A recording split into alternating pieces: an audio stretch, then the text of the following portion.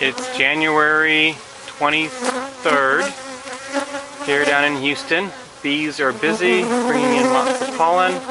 I don't know if you can see them there, but their pollen sacs are coming in and just really full. So it's an active time for us here. And I had mentioned earlier that I was converting from full-size brood boxes down to honey supersize mediums. After going to my local Montgomery County Beekeepers Association meeting, I decided the best thing to do, instead of having one down here, is to have two full-size brood boxes. That way, as the bees migrate from the bottom up during the winter to get to the honey, and the queen starts laying eggs at the top, that I can simply take the second full-size brood box and move it down to the bottom, so she's down at the bottom and then she can work her way up. So that alleviates the problem with having her laying eggs here in the medium, honey medium, and then what to do with that. So in the process of making this change, I decided to go ahead and refinish my boxes, and that's really what this video is about. Last year I saw a video from Brushy Mountain in their video reference materials, and they had some of these English garden hives that had been stained and then had a urethane put on it to protect it from the weather. So I listened closely, found out what they had used was the Golden Pecan Minwax stain and the Minwax Helmsman spar urethane. So that's what I did last year, covered all my boxes with that, and as you can see, it didn't quite last a year. You can see where this has been weathered. This is the south side of the hive, by the way. So this here on the west side, you can see it's been weathered all the way down to here on the bottom, which actually gone through the urethane, through the stain, down to the wood. I've got where I've got mold or rot down here on the wood. So I'm not too happy with that. I really wanted something that would last year-round and would be 100% water protection. You can see here, for some reason, this is worn off here.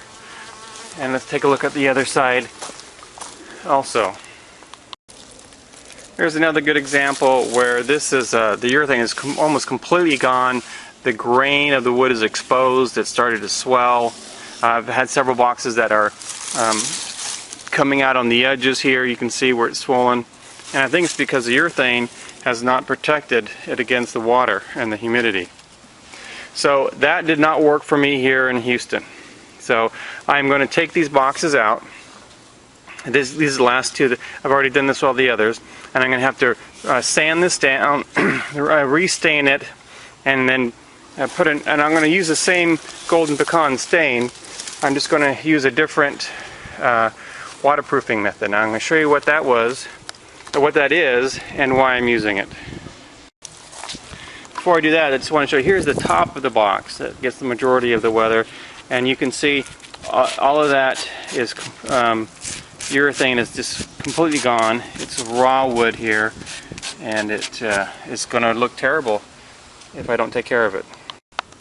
One of the things I got last year was a top feeder for my hives, and this is where you put the sugar water in here, and the bees come up through the center, and they have little floats on here. I didn't bring those out, and they float on top of the sugar water, and the bees can get the sugar. So one morning when I was laying in bed trying to figure out how do I protect my hives from water damage again and weather damage, I thought, well, you know what, these top feeders have something coated inside that protect the sides from any damage from all that sugar water or water in there. And so I called up Brushy Mountain and said, what do you use?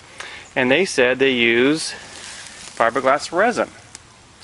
So I went and got some fiberglass resin, and have been working on this for a couple weeks now, and have found that this works really, really well.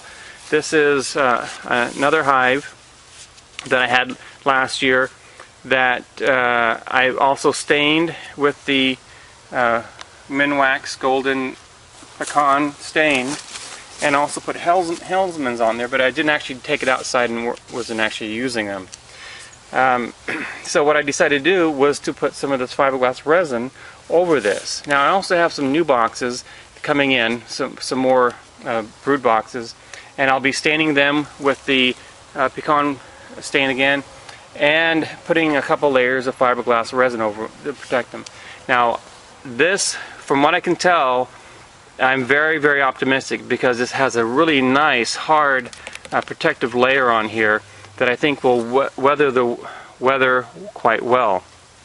I'm excited to give this a try and to share with you what does work and what doesn't work. So maybe in a year I'll do another video and let you know how this fiberglass resin works. I just picked this up at Home Depot, got a gallon, and let me just show you what I found works for applying this. When you mix it to proper proportions, it sets up in about 5 minutes. So it's pretty hard to paint a bunch of boxes in 5 minutes with this. So this is what I found that works. This is just a little disposable plastic party glass that we have, and I have this, and I take this here, and I take 15 drops of the hardener, put that in the glass. I then open up this. I can't do it with the camera in hand. Put this up here. Pour about half of this, no more than half, and then get a stir stick and mix it up. And then I just have some cheap paint brushes. The foam brushes did not work at all, and these are, I'm just going to use them once and throw them away. And then I just put it in here and apply it onto the wood.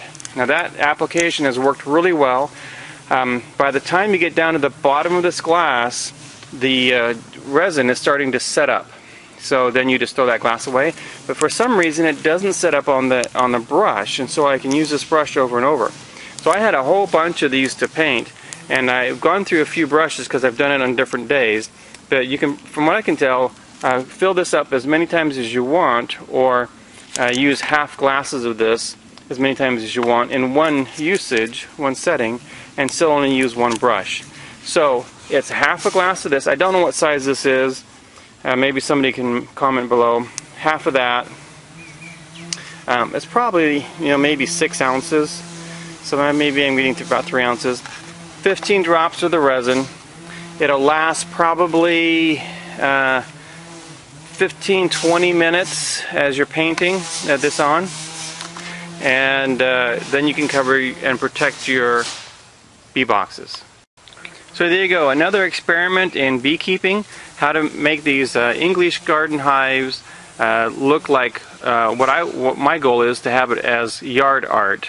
You can simply paint them with paint, that's fine, but I'm really looking for more of a good looking, what I would call yard art in the back of my yard. And so when I come out here to work in my garden, here's my garden area here, or work on my fruit trees, I have some good looking hives. There you have it. I've done the conversion. I'm excited that you stayed all the way to the end of this video, because when I opened up the brood box down here, frame 4 was completely full of a capped brood. I mean, she went to every corner, both sides. Frames 5, 6, and 7 were at least 50% full of brood, capped brood on both sides, and lots of larvae. I didn't look closely for eggs. So this queen is working well. She now has a second story to work on. I've added 1-to-1 syrup here in the front feeder so that they have lots of food to get them pushed. So she's laying eggs like crazy. Hopefully they'll go up. I added frames from last year's brood box in my second hive, and most of that has already been pulled. About half of it probably is pulled frames. So hopefully they'll just grow up into that second box, and I'll check maybe in a couple weeks and see how things are going. But very excited for this early in the season. Now I did have a honey super on top of here, and it had a couple frames of honey, and what I did is I took those frames out and I put them over here so that, and scraped them with just a fork.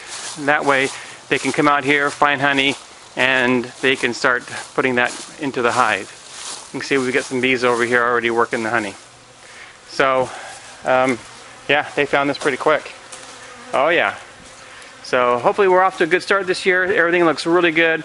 Excited to get a couple more new nukes from Kenny and Wendy Reed at beewild.com. I should probably mention the reason why I have this front feeder in here is just because it's a lot easier for me to monitor how fast they're going through the syrup. Right now I just turn it over and I can see exactly where it is. The level is right here. And so when I take a look at it tomorrow, I know how fast they're going through the syrup. So typically I use a top feeder. I think that it's less intrusive. I just have to open the top of the hive, put the sugar water in, close it up. I don't have to get down inside the hive. Here it's easier to see. So there's advantages to different feeders.